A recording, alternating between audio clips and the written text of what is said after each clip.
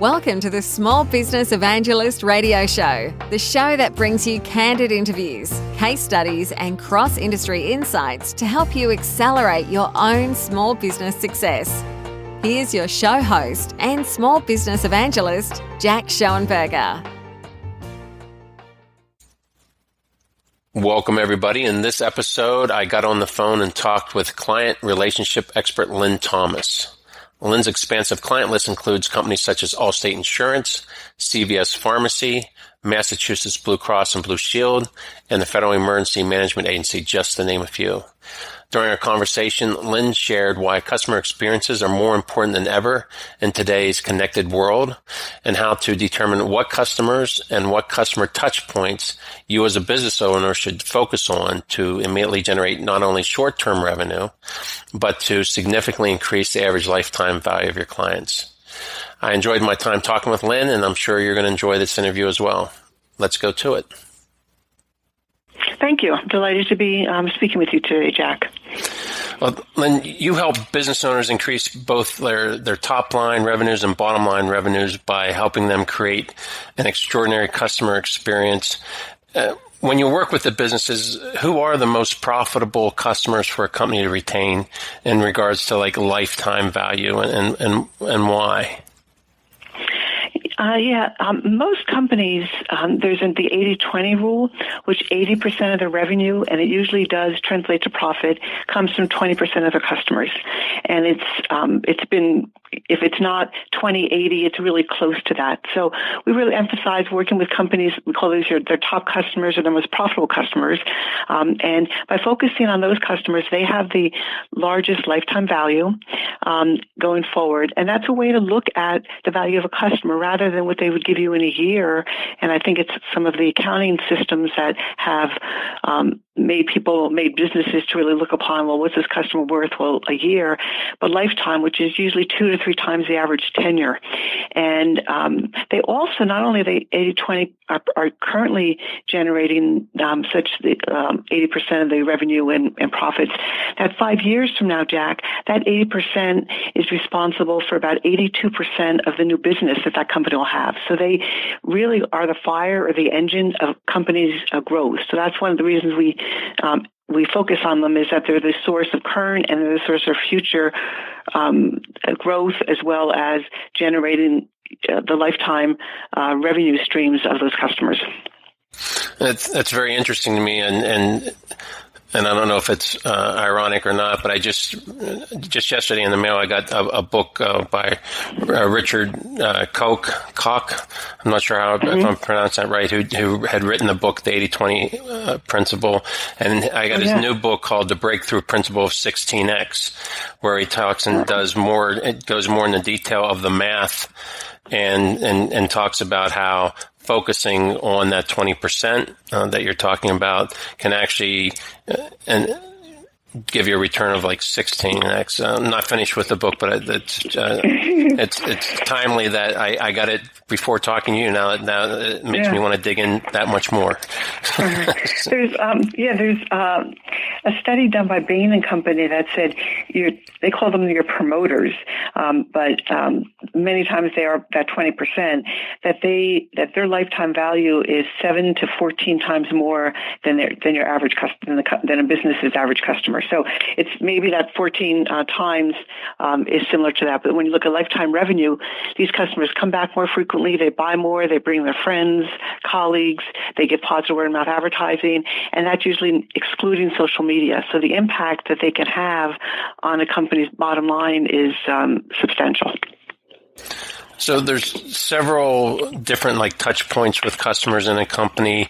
Why are customer experiences so important to the customers at the key points of when they decide to initially come to a company, then they make that decision to stay, and then eventually they may leave a business. Why are customer experiences so important? Well, it's years ago. People used to buy more based on features and services and maybe brand. And brand is still important, but it's in a different way. Walker and Company, which is their expert in customer experience, they say by 2020, Jack, most businesses will compete solely on their customer experience. So if you look in 3 years from now, almost all companies will be competing solely on their customer experience. So the customer experience, improving your customer experience now through 2020 is said to produce the highest return on an investment for a company, more than sales, more than marketing, training, facilities, equipment, and that's by Forrester.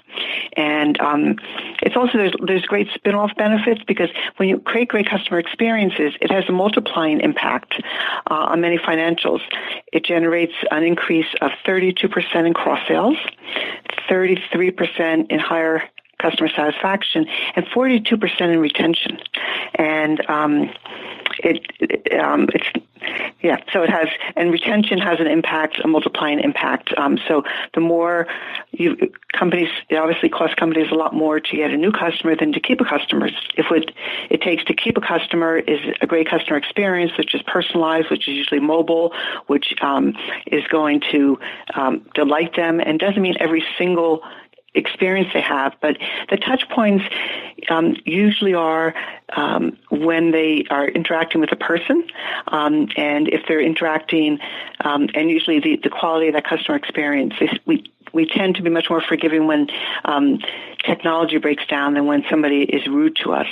And so there's many reasons why they come and stay at a company, and that really varies depending on industry. But there's only 2 or 3 reasons. If you think, why do you go to a restaurant that you go to frequently, or why do you go to where you get your car serviced or cleaners, there's probably 1 or 2 or 3 reasons. There's not 20. And so for a company to know what are those key reasons and then build the business around that, not all processes need to be totally streamlined and run perfectly, but the most important ones that for the top 20% are the reasons that they come and they stay and why they would leave are very important. I just want to say something about leaving. 68% of the reason customers leave any business is because of indifference. And it can come down to, so when I work with a company, I'll say something like, so when you're with your clients or your customers, how does indifference show up? What is it that possibly happens that they experience indifference? Because if we're happy with the company, even satisfied, we tend not to leave. But when there's indifference displayed and somebody else is saying, hey, the grass is greener over here, we will look the other way. So it's a real key variable. There are reasons for products and price, but we don't live our life based on price. I've never heard anybody, Jack, say, I want to live in the cheapest house and have the cheapest clothing, the cheapest food, the cheapest car. We don't live that way. It's perceived value. So you need to get into the minds and the eyes of your customers and know what's important to them. And as we become more digital and more mobile, technology is showing up as being easy to use, effortless, and that's becoming increasingly important, especially for the millennials. Can you give me an example when you talk about where you start losing customers, on what companies can do to find out where they're losing their most valuable customers, their top customers, and things that they might be able to do to start plugging those escape points or where they're losing those customers? Yeah, if you look at the experience that a customer has is like a corridor. They come into the business. There's specific events that happen if they buy a service or product, or they get an invoice, and there's it's really mapping out what they call the customer journey. And through the customer journey, there's some events that are more important than others. And to find out from your top customers what are the most important events and how do they want them to, I call it their brand relationship. So give an example of, I worked with a high-end pharmacy and a compounding service, and they thought that the reasons why their customers came was because their pharmacist, and this is where they make customized medication for their patients or their customers, and they thought, well, they have really great pharmacists, and they do have some of the most talented ones around, and that what they recommend actually works, what the doctor recommends, and how they formulate it, and that they quickly answer their phone, so they're accessible. When we interviewed, and we usually do interviews more than online surveys because I find that the response rate is just so low, and it doesn't really generate a high enough response rate for valid and reliable data, when they walked in the store, within 30 seconds somebody greeted them, that they worked as a team. Frequently they would pull, there's also at this place a naturopath physician and a nurse, so they pull them over and they work collaboratively, and that they never oversold. And so once we focused on that, in 9 months the revenues went up by 20%. So it's really those three behaviors, frontline behaviors. When you find out what they are, and that's what your best customers want, then the best customers love it, and they keep using them. So it's usually aspects that they're not that aware of, else they would have corrected them. So it takes doing some market research with the top clients, and investigating with them what their experiences have been. Why did they come? Why did they stay? Why would they leave? If they're a former customer, we work on getting customers back. Why did they leave? And doing the best to plug up those leaky holes in the customer corridor. So how do you recreate that? Is it worth it for a business to, hire like a mystery shopper? How do you actually get a good feel for that customer experience, that customer corridor for your clients? You could do mystery shoppers. We do that as sort of individual follow-ups, and just to sort of double check what we have found is accurate. There has to be some market research. So we would speak to a certain percentage of their top customers and ask them, and they're willing to give the time because they really love this company. They really love this company. And they said, for ABC company, sure. So we make a telephone appointment with them, some in person, most on the phone, and ask the questions. Why did you come? Why did you stay? Why would you leave? What was the most important? If you could change one way ABC company could improve, what would it be?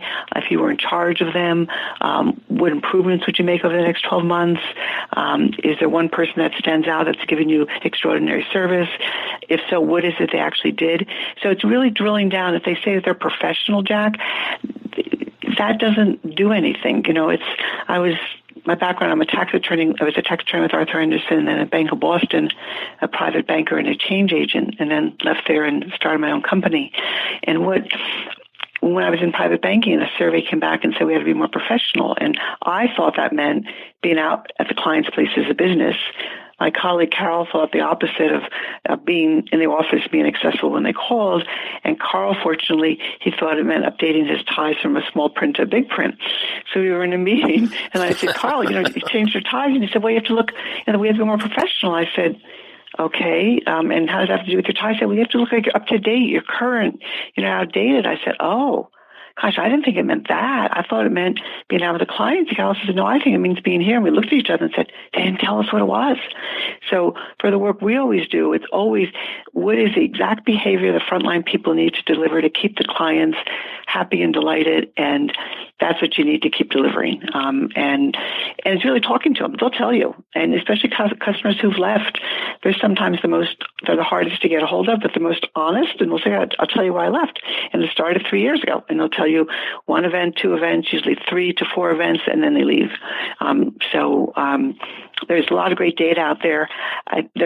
I think it makes much more sense to have somebody on the outside calling with their permission, and the company sends an email or a letter or a phone call, whichever way they think is best, and saying that our company, Thomas Consulting, would be contacting you, blah, blah, blah. And so give them permission, and we don't call out of the blue. It's scheduled. It's like a meeting. And clients have great stories. I can totally understand why they behave the way they do and why they're so fiercely loyal because of the extraordinary experiences. And this ABC company wasn't even aware of some of the great experiences, so they weren't utilizing the testimonials to get more clients like those clients, even though they wanted them, but they had not gathered that kind of client intelligence that's so important in this day and age. So for companies out there that aren't taking these steps, how costly is it as far as when they go through customer churn on an annual basis? Yeah, customer churn. If you're losing more than 5% of your customers or employees annually, and those are some of your best customers, there's definitely that can be improved. Customer acquisition costs, depending on the industry, are 7 to 13 times more to retain a current customer than to attract a new one. And when employees leave, in order to replace somebody and get them up to that same training level as the employee who left, it's like 300 to 500% of the departing employee's compensation. So it's just huge cost to do that. And when customers and employees leave, they take on average 2.6% of a company's gross revenue each month, because some people will follow them. And talented employees are harder to find, expensive to attract and retain. And then you lose the future lifetime value, the cross sales, the referrals, and also the longer customers are with you, it's a lower cost to serve them over time because they know how you work and they understand it, and they're not like a brand new customer. So it's extremely costly. It's said every year there's 180 billion changes in companies by all of us in America, and by the cost of taking a customer out of the system, putting a new customer in the system, et cetera, is just really extraordinary. And if companies would focus more on their current customers, who are the most profitable, finding out what they want and find a way to give it to them profitably, they'd be much more profitable. And they do need new customers, but the emphasis on new customers in this society, I think, is disproportionate to the profit they bring.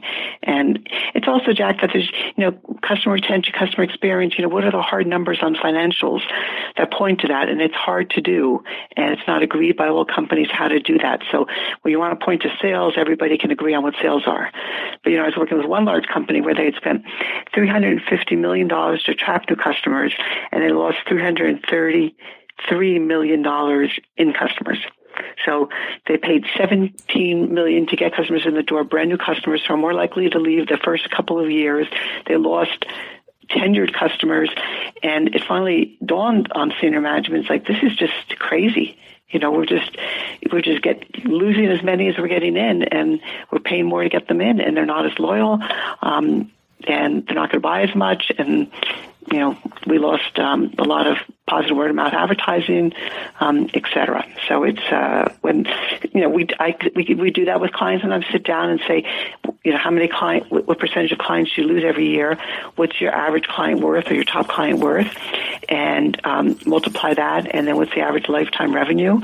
And multiply that out and times it by 2 or 3, because by focusing on those clients and personalizing their service, you can keep them longer, and it's a pretty extraordinary number even for an individual client. For people who are listening right now, business owners that are listening right now, and unfortunately, like some of the clients I've worked with in the past, they don't have a good grasp on even some of those numbers that you're talking about, client acquisition costs, lifetime value. What's the best first step they can take to start improving the customer experience? Is it getting a handle on the numbers, or what would you recommend as that first step? Well, I think we follow a lot Bain & Company's principles of customer loyalty. So you got to define a narrow and attractive group of customers that the company can serve better than its competitors. So that usually is the 20%. It may not be for some businesses, but who are the customers you want to replicate and duplicate, over and over? If my whole business could be customers like these, those are the customers I want. So because it's by going narrow and to really overserve those customers that you create a bigger company. Because you can't be everything to everybody and treat everybody. It's like mediocre service. You get average service. So first identifying them, then getting feedback and finding out how you can change their pain points and making their touch points very positive. And what can you do to personalize your experience with them? And then find ways to win their loyalty, especially the emotional commitment to a brand. And then all of that flows where they will spend more over time, cost less to serve, tell friends and colleagues. They're also the people, Jack, who will invest in your company. So if you want a company client advisory group, they're the best to get on because they're really invested in your business. It's like if the company is a square, these are customers who are a square. Some are triangles and some are circles, and they don't fit that well. But these clients fit perfectly. They are thrilled to help you find more clients if you ask them. And so we've had great success in helping to expand that 20% to 30, 35, and even as high as 40% over a period of 2 to 3 years by really focusing on delivering superior customer experiences and a relatively frequent feedback loop. Not lots of questions, but that can be done electronically if they're expected. You can get many. There's many companies where they have once a month. There's a group of customers where they'll just send out a 2 or 3 minute survey, and they've agreed to fill that out so they can know how the experiences are landing as they change them.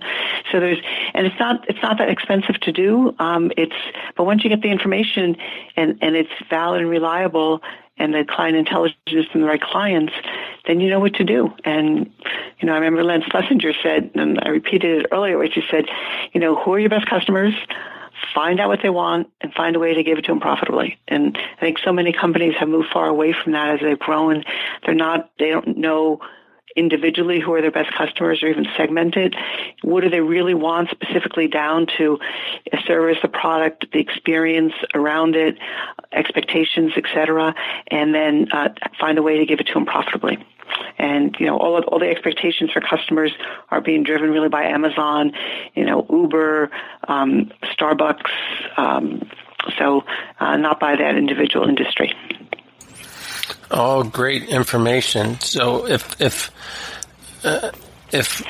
people want to get hold of you, Lynn, what's the best way for them to get hold of you to find out more? They could email me or call. Phone number is 781-899-4210, and we're in the Boston area. And email is my name, Lynn, Lynn Thomas, at Thomas Consulting Wins, WINS.com. So Lynn Thomas at thomasconsultingwins.com. And thanks for the privilege of speaking with you, Jack. No, it's been great. I'm going to take that information also as we syndicate the show. Wherever there's places for the description, I'll make sure those links and that information is in the bottom. If is there anything else that you want to leave as a last, note to our listeners before you go? Yeah, I would say another place to start is look at the quality of your employee experience, because if your employees are not really happy and engaged, it's going to be hard to get get your customers or clients happy and engaged. So there's something called the service profit chain, and it's a relationship between employees and customers, and how all that reflects on retention rates and profits. And your companies are only as strong as the weakest link.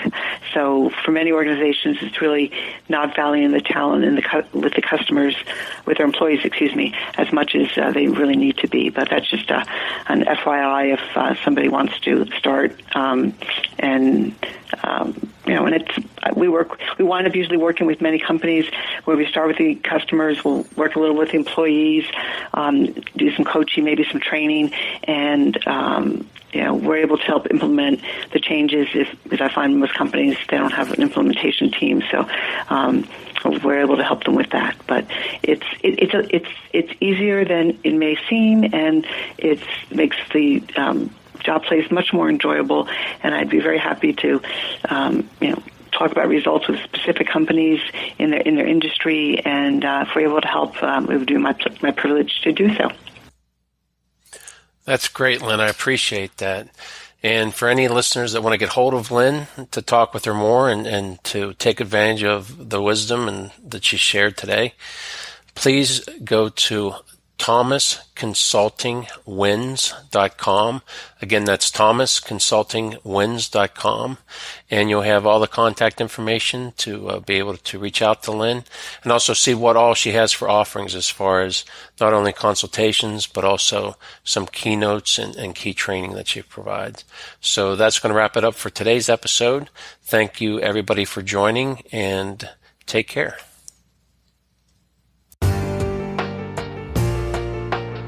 You've been listening to the Small Business Evangelist radio show with host Jack Schoenberger.